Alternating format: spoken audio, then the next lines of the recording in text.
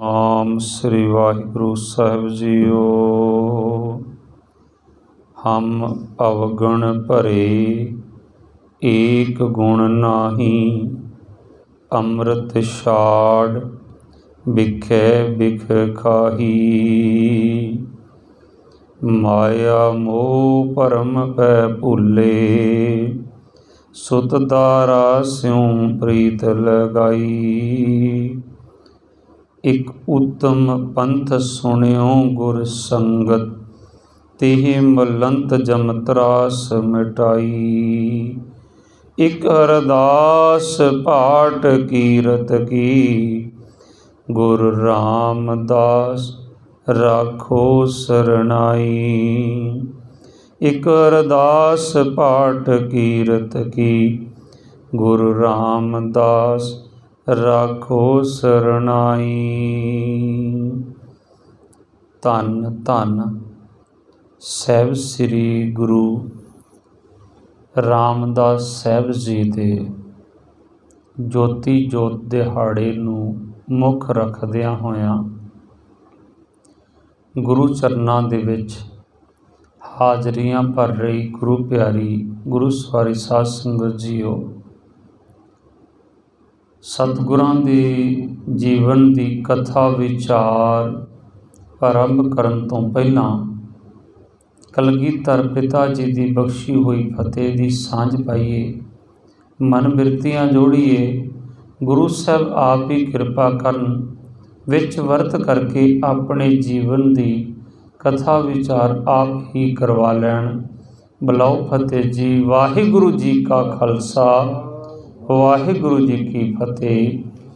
ਭਾਈ ਸਾਹਿਬ ਭਾਈ ਗੁਰਦਾਸ ਜੀ ਦਾ ਕਥਨ ਹੈ, ਕੁਰਬਾਣੀ ਤਿੰਨਾਂ ਗੁਰ ਸਿੱਖਾਂ, ਭਾਉ ਭਗਤ ਕਰ ਗੁਰਪੁਰਬ ਮਨੰਦ ਕਰੰਦੇ। ਉਹਨਾਂ ਗੁਰ ਸਿੱਖਾਂ ਤੋਂ ਕੁਰਬਾਨ ਹਾਂ, ਬਲਹਾਰ ਹਾਂ, ਜਿਹੜੇ ਸ਼ਰਧਾ ਭਾਵਨਾ ਕਰਕੇ ਗੁਰੂ ਸਾਹਿਬਾਨ ਦੇ ਗੁਰਪੁਰਬ ਮਨਾਇਆ ਕਰਦੇ ਹਨ। ਗੁਰਪੁਰਬ ਮਨਾਉਣ ਦਾ ਭਾਵ ਅਰਥ ਇਹ ਨਹੀਂ ਹੈ ਕਿ ਇਕੱਲੇ ਵੱਡੇ ਵੱਡੇ ਪੰਡਾਲ ਲਗਾ ਦੇਣੇ, ਵਧੀਆ ਵਧੀਆ ਪਕਵਾਨ ਬਣਾ ਦੇਣੇ। ਲੰਗਰ ਇੱਕ ਮਨੁੱਖਾ ਸਰੀਰ ਦੀ ਜ਼ਰੂਰਤ ਹੈ। ਭੋਜਨ ਮਨੁੱਖਾ ਤਨ ਨੂੰ ਜਿੰਦਾ ਰੱਖਣ ਵਾਸਤੇ ਜ਼ਰੂਰੀ ਹੈ। ਭਜਨ ਜ਼ਮੀਰ ਨੂੰ ਜਿੰਦਾ ਰੱਖਣ ਵਾਸਤੇ ਜ਼ਰੂਰੀ ਹੈ।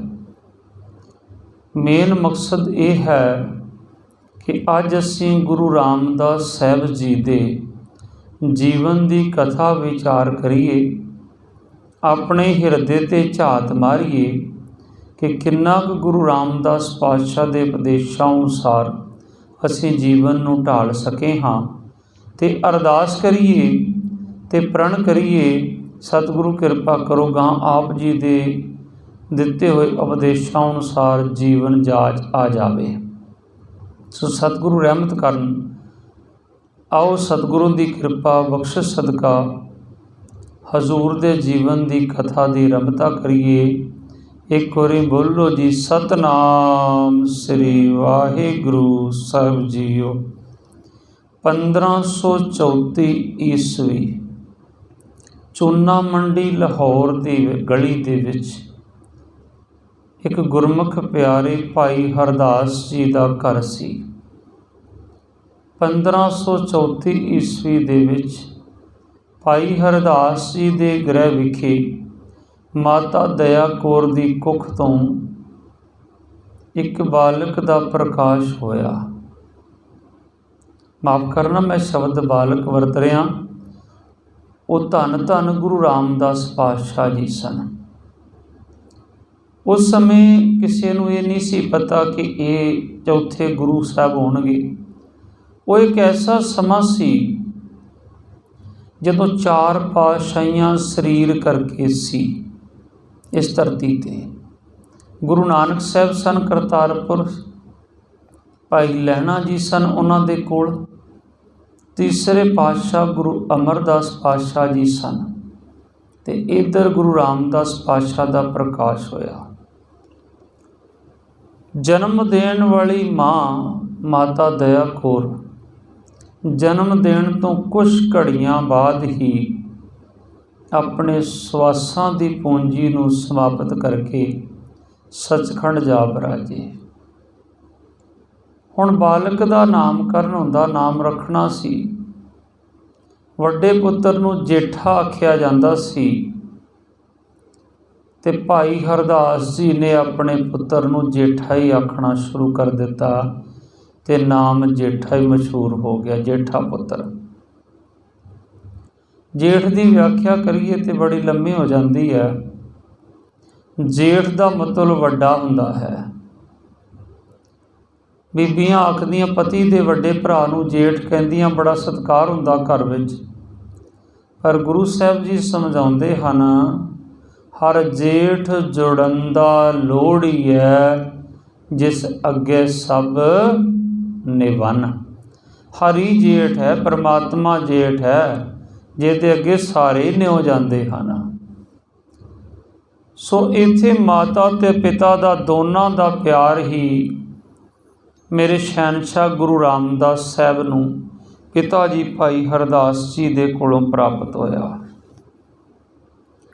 ਅਜੇ 7 ਕੁ ਸਾਲ ਦੀ ਸੰਸਾਰੀ ਆਰਜ਼ੂ ਹੋਈ ਤੇ ਸਿਰ ਤੋਂ ਪਿਤਾ ਦਾ ਛਾਇਆ ਵੀ ਉੱਠ ਗਿਆ। ਮੈਂ ਹੈਰਾਨ ਹੋ ਜਾਂਦਾ ਕਈ ਵਾਰ ਜਦੋਂ ਇਤਿਹਾਸ ਪੜ੍ਹਦਾ ਕਿ ਸਤਿਗੁਰਾਂ ਨੇ ਕਿਸ ਤਰ੍ਹਾਂ ਪ੍ਰੈਕਟੀਕਲ ਕਰਕੇ ਦੱਸਿਆ। ਕੋਈ ਸ਼ੰਕਾ ਨਾ ਆ ਜਾਵੇ ਕਿਸੇ ਨੂੰ, ਕੋਈ ਇਹ ਨਾ ਕਹਿ ਦੇ ਕਿ ਗਰੀਬੀ 'ਚ ਲੰਗਰ ਨਹੀਂ ਚੱਲ ਸਕਦੇ, ਕੋਈ ਇਹ ਨਾ ਕਹੇ ਸਿਰ ਤੇ ਮਾਤਾ ਪਿਤਾ ਦੀ ਸੇਵਾ ਨਹੀਂ ਹੋ ਸਕਦੀ। ਗੁਰੂ ਨਾਨਕ ਸਾਹਿਬ ਨੇ ਜੋ ਵੀ ਸਾਨੂੰ ਉਪਦੇਸ਼ ਦਿੱਤਾ ਉਹਨੂੰ ਪਹਿਲਾਂ ਪ੍ਰੈਕਟੀਕਲ ਕੀਤਾ ਆਪਣੇ ਜੀਵਨ ਵਿੱਚ।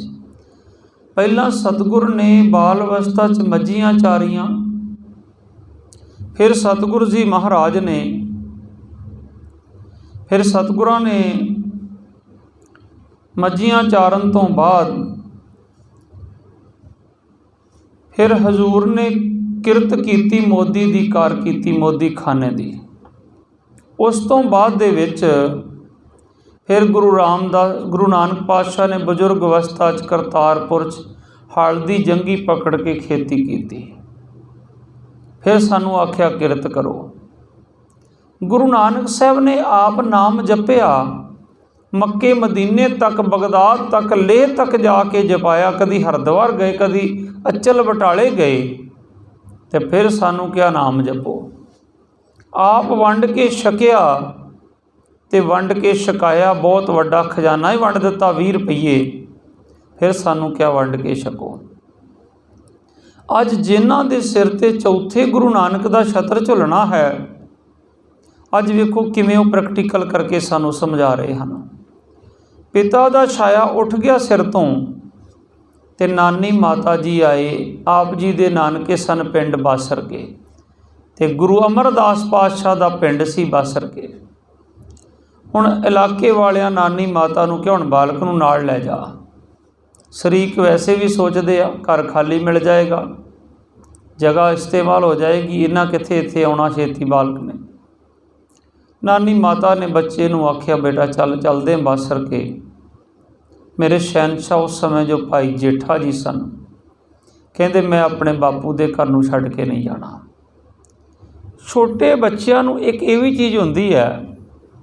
ਮੈਂ ਇੱਕ ਦਿਨ ਇੱਕ ਨੈੱਟ ਤੋਂ ਦੇਖ ਰਿਹਾ ਸੀ, YouTube ਤੋਂ, ਕਿਸੇ ਬੱਚੇ ਦੀ ਮਾਂ ਚੜ੍ਹਾਈ ਕਰ ਜਾਂਦੀ ਆ, ਉਹ ਕਾਰ ਦੀ ਅਗਲੀ ਸੀਟ 'ਤੇ ਕਿਸੇ ਨੂੰ ਬੈਠਣ ਨਹੀਂ ਦਿੰਦਾ। ਜਦੋਂ ਕੋਈ ਬੈਠਦਾ ਉਹ ਜ਼ੋਰ ਦੀ ਰੋਣ ਲੱਗ ਪੈਂਦਾ ਉੱਚੀ ਉੱਚੀ।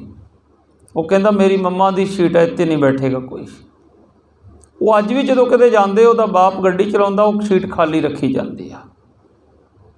ਭਾਵ ਕਿ ਇੱਕ ਹੁੰਦਾ ਕਿ ਉਹਨੇ ਅਜੇ ਆ ਜਾਣਾ, ਵਾਪਸ ਆਉਣਗੇ। ਹੋ ਸਕਦਾ ਪਿਤਾ ਜੀ ਮਾਤਾ ਜੀ ਆਉਣਗੇ, ਮੈਂ ਇੱਥੇ ਨਾ ਹੋਵਾਂਗਾ, ਤਾਲਾ ਲੱਗਾ ਹੋਏਗਾ। ਜੇਠਾ ਜੀ ਕਹਿੰਦੇ ਮੈਂ ਆਪਣੇ ਬਾਪੂ ਦੇ ਘਰ ਨੂੰ ਛੱਡ ਕੇ ਨਹੀਂ ਜਾਣਾ।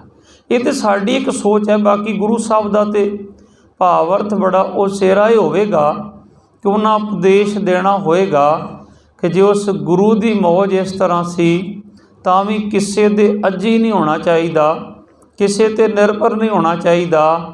ਕਿਰਤ ਕਰਨੀ ਚਾਹੀਦੀ ਹੈ ਤੇ ਆਪ ਛਕਣਾ ਚਾਹੀਦਾ, ਦੂਸਰਿਆਂ ਨੂੰ ਛਕਾਉਣਾ ਚਾਹੀਦਾ। ਹੁਣ ਮਾਤਾ ਜੀ ਨੇ ਕਿਹਾ ਠੀਕ ਹੈ, ਕੁਝ ਦਿਨ ਵਾਸਤੇ ਘਰਦਿਆਂ ਕਿਹਾ ਰਿਸ਼ਤੇਦਾਰਾਂ ਰੁਕ ਜਾਓ, बच्चे का मन मन जाएगा फिर लै जाना। हुण माता जी कहती सारे रिश्तेदार चले गए, जेठिया ये दस खावांगी की, पिता तेरा रिहा नहीं कमाउण वाला। कहते माँ तू घुंगणियां वाल के दिया करी, मैं लाहौर दियां गलियां च वेच के आया करांगा, उहदी रसत लियावांगे, नानी दो दा प्रशादा छकांगे, नाले गरीबां च वंडांगे। नानी ने घुंगणियां वाल देणियां, भाई जेठा जी ने छाबड़ा सिर ते रख लेना। 7 साल की उम्र है, वो किहो जिहा दिन होवेगा, किहड़ा समा होएगा जदों मेरे शहनशाह घुंगणियां दा होका दिंदे होणगे लाहौर दियां गलियां विच। अज लाहौर दियां गलियां च की, अज पूरी दुनिया दे विच जे कोई बच्चा भीख मंगदा ना जां वड्डा भीख मंगदा, उन्होंने सिक्ख्या लैनी चाहिए धन धन गुरु रामदास पातशाह के जीवन तो। 7 साल की उम्र आप भी अपना पेट पालिया, नानी माँ का भी पेट पालिया, गरीब बच्चों का भी पेट पालिया, घुंगणियां वेचन जाना फिर एक बड़ी अचंभे वाली गल हुई आ। घुंगणियां ओनियां ही वेचनियां जिन्हां दा शाम का ते सवेर का भोजन बन सके, उन्नी रस्ती लैके आउणी, बाकी सारियां गरीबां च वरता देनियां। साहब रखिया सी इन्ने पैसे आउणगे ते इन्ने दा रस्ता आएगी। हुण नानी माँ ने आखना जेठिया इवें क्यों करदा, कोई राशन स्पेयर रख ला, कोई पैसा जमा कर ला। तो गुरु अमरदास पातशाह पता की आखदे हुंदे सी गोइंदवाल साहब, जदों लंगर बच जाना ना शाम नूं ते संगतां ने कहना रख लीए सवेर दे काम आ जाएगा।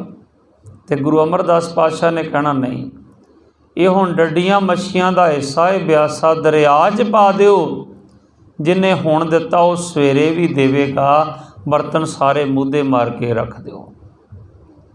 पर उसे उपदेश नूं दृढ़ किया गुरु रामदास पातशाह ने 7 साल की उम्र च। कहना माँ जिन्हें अज दिता वो कल भी देवेगा। कई मूर्खता के कारण फर्क करन लग पैंदे आ, गुरु नानक होर ते गुरु अंगद देव पातशाह होर, गुरु अमरदास होर। इत्थे तक गुरु अर्जन देव पातशाह तक आउंदियां आउंदियां ते कह ही दिंदे आ कि गुरु हरगोबिंद साहब ते होर आ, उन्हां ते तलवार चुक ली, गुरु अर्जन देव पातशाह तक ते तलवार नहीं चुकी। मैं पहला व्याख्या कर चुकिया कई बार कि तलवार की मुट्ठी नूं हथ सब तो पहला मेरे शहनशाह गुरु नानक साहब ने ही पाया। गुरु नानक साहब भी शस्त्रधारी सन। आसा हथ किताब कश, कूजा बांग मुसला धारी। आसा डंडा, हुण ये तो नहीं लिखिया ना डंडे नाल बरछा लग्या होया सी, छवि लगी हुई सी, उदों तो हथियारे ही हुंदे सी, डांग हुंदी सी, तलवार हुंदी सी। हुण डांग रखण दा मतलब की सी, तलवार रखनी तो जिहदे मारांगे उन्हें कट्टिया वढे जाना। तो गुरु नानक साहब जदों जांदे सी उदासियां वास्ते जंगलों विच बड़े बड़े खूंखार जानवर भी मिलते होणगे कि गुरु नानक साहब खाली हथ चलते सी। भाई गुरदास जी कहते नहीं, आसा हथ, हाथ च डंडा हुंदा सी उन्हां दे।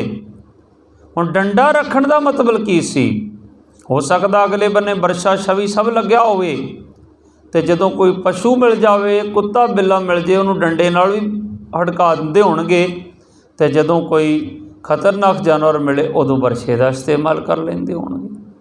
मैं अज दे विषय वाल वापस परतां। गुरु रामदास पातशाह जी महाराज ओनिए घुंगणियां वेचदे जिन्हां नाल शाम सवेर दी रस्ता वे, बाकी भुखियां च वरता आउंदे।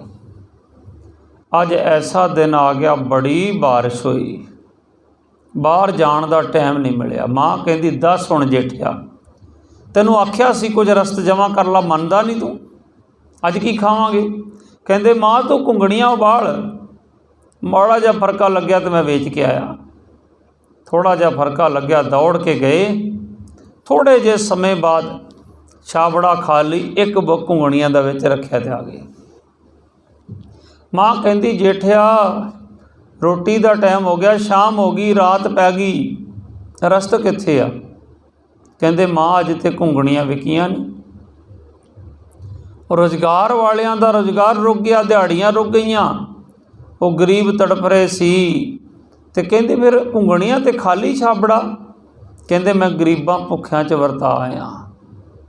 फिर जेठिया हुण की खावांगे?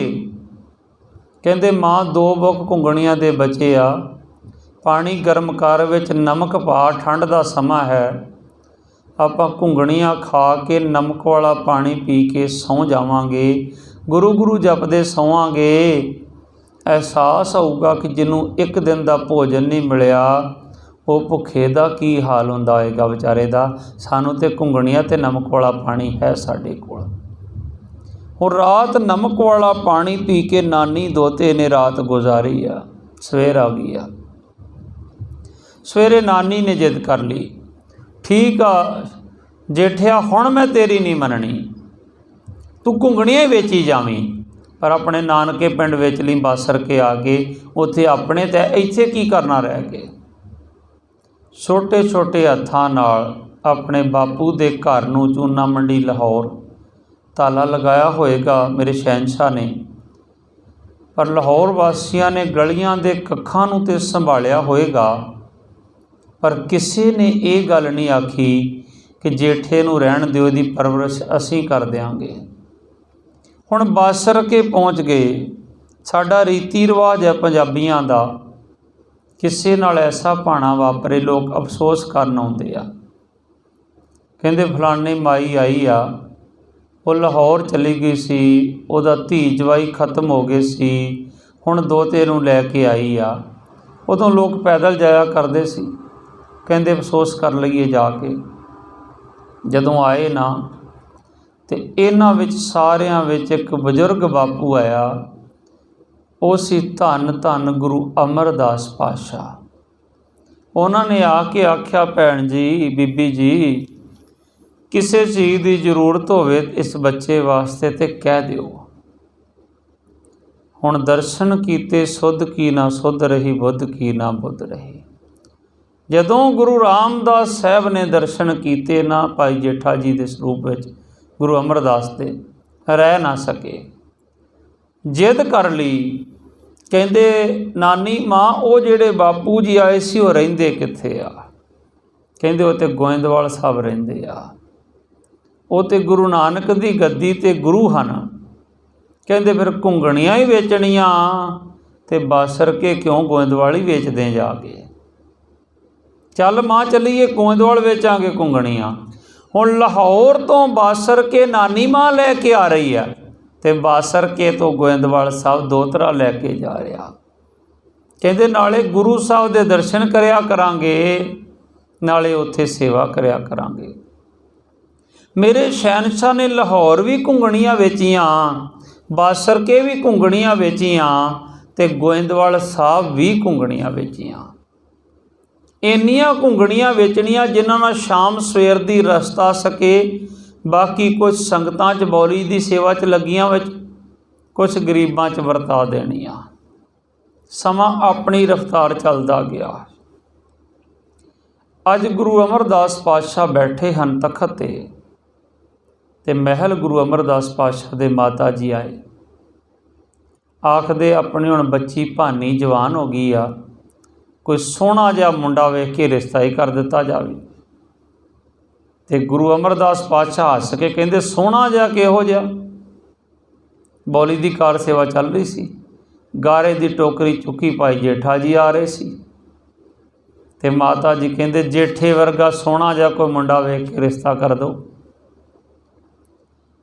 जदों टोकरी सुट के वापस आए ना ते गुरु अमरदास पातशाह ने कोल बुला के ना जेठे ते सगन पा दिता। माता जी नाराज हो गए, कहंदे महाराज की कीता तुसीं? कहंदे तुसीं तो क्या जेठे वर्गा सोहना, ते जेठे वर्गा तो फिर जेठा ही आ। कहंदे ना इन्हां दा घर ना घाट ना मां ना प्यो, की देखिया? ते मेरे शहनशाह ने कहा जिहदे कोल घर नहीं होएगा वो इहदे दर तो घर मंगिया करेगा, रोगी इहदे कोलों आके दे अरोगता मंगिया करनगे, भुखिया नूं भोजन मिलिया करेगा, प्यासिया नूं अमृत मिलिया करेगा। रिश्ता हो गया, आनंद कारज हो गया बीबी भानी जी दे नाल। ਧੰਨ ਧੰਨ ਬੀਬੀ ਭਾਨੀ ਜੀ। एक गुरु की पुत्री है, एक गुरु की पत्नी है, एक गुरु की माँ है गुरु अर्जन देव पातशाह की, ते गुरु हरगोबिंद साहब की दादी है, ते गुरु तेग बहादुर साहब के पड़दादी हैं, ते गुरु कलगीधर पातशाह की उस तो भी अगली पीढ़ी आ गई। माता बीबी भानी जी ने बड़ी सेवा की गुरु अमरदास पातशाह की, अपने पिता की। अज की होया, गुरु अमरदास पातशाह जी महाराज ने गुरता गद्दी की परख करनी सी। जदों रिश्ता हो गया ना, विआह हो गया, तो लाहौर निवासी आए। हुंदा ना अपने इलाके का कोई भावें गरीब ही होवे, DC लग जावे या कोई प्रधानमंत्री बन जावे, तो सारे कहंदे साडा ही चाचा है, साडा अपना ही आ। सारे लाहौर निवासी इकट्ठे होके आए, वो अपना जेठा तो गुरु का जवाई बन गया जे, वह तो रिश्ता हो गया, गुरु अमरदास की पुत्री ने विआह हो गया जे। सारे आए इकट्ठे होके कि उत्थे बड़ी शानो शौकत होएगी, जेठा तो बड़ा तखत ते बैठा होएगा। तो जदों आके वेख्या ना, तो जेठा जी दे सिर ते गारे की टोकरी चुक के तुरे जा रहे। लाहौर निवासियों ने कोई कसर नहीं छड्डी, कहंदे शर्म नहीं आउंदी जेठिया तैनूं, जे गारे की टोकरी ढोनी तो लाहौर किहड़ी मजदूरी की कमी सी, सहुरे घर आके टोकरियां ढोई जा रहा।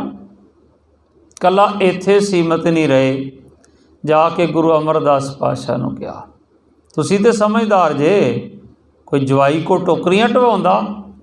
तो मेरे शहनशाह ने हस के आख्या, ये निमरता का पुंज है जेठा, तुहानूं इहदे सिर ते टोकरी दिखदी, मैनूं इहदे सिर ते छतर झुलदा नज़र आउंदा। अज समा आया जिवें गुरु नानक साहब ने परख की गुरता गद्दी दी, गुरु अंगद देव पातशाह ने की, ते गुरु अमरदास पातशाह ने, इन्हां दे दोने जवाई जिहड़े बड़ी सेवा करते सी गुरु घर दी, रामा जी ते जेठा जी। दूसरी बीबी दानी सी, बीबी दानी दा पति सी रामा जी, ते बीबी भानी दा पति सी भाई जेठा जी। सतगुरां ने दोनों नूं बुला के आख्या, रामा जी तुसीं एक थड़ा बनाउणा, असीं उत्ते बह के उपदेश दिया करांगे। कहंदे सत बचन पिता जी। जेठा जी तुसीं एक थड़ा बनाउणा। दोने थड़े बनाउण लग पे, थड़े बन गए। जदों आए वापस कहंदे रामिया ये थड़ा नहीं चंगा बनिया। चुप हो गए, कुछ नहीं बोले। कहते ढा दो इनू, तो कल दोबारा थड़ा बनाओ वधिया जिहा। उधर आए तो बोले गुरु रामदास पातशाह भी कुछ नहीं, हाथ जोड़ के खड़े हैं। कहते ये तो जेठिया थड़ा नहीं चंगा बनया, महाराज सत बचन दोबारा बना देने। कहते ढा के दोबारा बनाओ। दोबारा फिर आए गुरु अमरदास पातशाह। रामा जी कहता मैं बड़ी मेहनत की जे, हुण मैं कसर नहीं छड्डी कोई। तो गुरु साहब कहते ये तो पहला नालों भी खराब बन गया थड़ा, ढा के दोबारा बनाओ। जेठा जी कोल गए, हथ जोड़े, पिता जी तो शबुद्धि है, तुसी कृपा करो। कहते नहीं थड़ा ठीक नहीं, दोबारा बनाओ। तीसरी बार थड़े बने। रामा जी ने आउंदियां कह दिता मैं बड़ी मेहनत कर ली, इदों वधिया थड़ा कोई बना नहीं सकता, हुण तुहानूं पसंद आवे जां ना आवे। कहंदे थड़ा तो बहुत खराब है। कहंदे तुहाडी बजुर्ग अवस्था तुहानूं समझ ही नहीं आउंदी, किहो जिहा थड़ा बनाउणा, मैं तो बना दिता। कहंदे ढा दिओ। जदों गए जेठा जी ने लम्मे पै के डंडाओत बंधन एक बार सर्ब कला समर्थ, नमस्कार करके कहंदे गुरु पिता जीओ मैं थड़ा नहीं बना सकता, तुसी इस कृपा करके तुछ बुद्धि वाले नूं बुद्धि बख्शो कि उवें दा थड़ा बन जावे जिवें दा तुहानूं चंगा लगदा। ते गुरु अमरदास पातशाह ने छाती ना ला के कहा ये तो थड़ा ही बड़ा वधिया बनिया। भाव हौमे नूं हंकार नूं मैं नूं मारना सी, ते इधर तो बड़ी निमरता सी। निमरता दे पुंज सन गुरु रामदास पातशाह महाराज। गुरता गद्दी प्राप्त हो गई। माता बीबी भानी जी ने अपने पिता नूं इशनान कराउण दी सेवा आप करया करदे सन। ते एक दिन जिस दिन बीबी भानी ने इशनान कराउंदियां कराउंदियां पीड़े का पावा टुट गया, थले अपना हाथ धर दिता कि बजुर्ग हैं बापू जी, किते शरीर नूं झटका ना लगे। जदों वेख्या खून की धराल वगी, पुछया बेटा ये की कीता? कहंदे पिता जी माड़ी जी शिलत लग गई हत्थ विच। प्रसन्न हो के क्या पुत्री बड़ी सेवा की तुसी मेरी, मंग लो की मंगदे हो। तो उदों ही बीबी भानी ने कहा सी कि गुरता गद्दी जिहड़ी ये मेरी कुल दे विच रवे। सतगुरां ने दस्सिया सी बड़े कष्ट झलने पैने अगे आउण वाले कुल विच। सो मैं विषय नूं संकोचां, थोड़ा जिहा समा हो चुकिया है। नाल ही गुरु अमरदास पातशाह ने आख दिता कि बेटा तेरे पति की संसारी आजू ते समाप्त है। 7 साल करीब अपनी उम्र गुरु अमरदास पातशाह ने कहते साड़ी उम्र बची है इन्नी, 7 साल तो कुछ दिन घट सी, इन्नी असी अपनी उम्र भी तेरे पति नूं नाल दिती ते गुरता गद्दी भी इन्हां नूं दिती। अपनी उम्र दे के गुरु अमरदास पातशाह ने ते गुरता गद्दी ते तखत ते बिठा दिता। धन धन रामदास गुरु बन गए। जेठा तो गुरु रामदास पातशाह जी बन गए ते तखत ते चौथे गुरु बन के बैठे। फिर सतगुरां ने कहा हुण गुरु पुत्र तुहाडी विरोधता करनगे, तुसी चले जाओ। फिर अमृतसर भेजिया। फिर इत्थे जमीन खरीदी गुरु रामदास पातशाह ने, फिर ये शहर वसाया, फिर अमृत सरोवर बनाया। फिर गुरु रामदास पातशाह ने परख की गुरता गद्दी दी। परख करके हफ्तावारी प्रोग्राम के आप दे नाल जिक्र करांगे किवें गुरु रामदास पातशाह ने गुरता गद्दी दी परख करके पृथ्वी नूं नहीं, महादेव नूं नहीं, सब तो छोटे पुत्र नूं 18 साल दे नूं धन धन गुरु अर्जन देव पातशाह नूं गुरता गद्दी बख्शिश की। सो अज धन धन गुरु रामदास पातशाह दा ज्योति जोत दिहाड़ा है। तकरीबन संसारी दुनियावी उम्र जिन्हों कहने 46 साल 11 महीने ते 7 कुछ दिन का समा इस संसार दे उत्ते शरीर करके रह के अज दे दिहाड़े सतगुरु जी महाराज ज्योति जोत समा गए। अज हजूर दा ज्योति जोत दिवस है। हजूर कृपा करन अपने इस परिवार ते रजमट ते सैनिकां ते मेहर भरिया हथ रखन, चढ़दियां कला बख्शिश करन। गुरु साहब दे जीवन दियां विचारां करदियां एक नहीं अनेक प्रकार दियां गलतियां भुलां चुकां त्रुटियां हो गईयां होणगीਆਂ, क्योंकि पूरियां दी विचार अधूरे की कर सकते हैं। वो तो पूरा गुरु कृपा करे आप विच वरत के छिन मात्र विचार करवा लैन, उन्हां दा तरस है। इन्ने क वचन करते हुए समाप्ति। गुरु फतेह दी सांझ पाइए जी। बुलाओ फतेह जी। वाहिगुरु जी का खालसा वाहिगुरु जी की फतेह।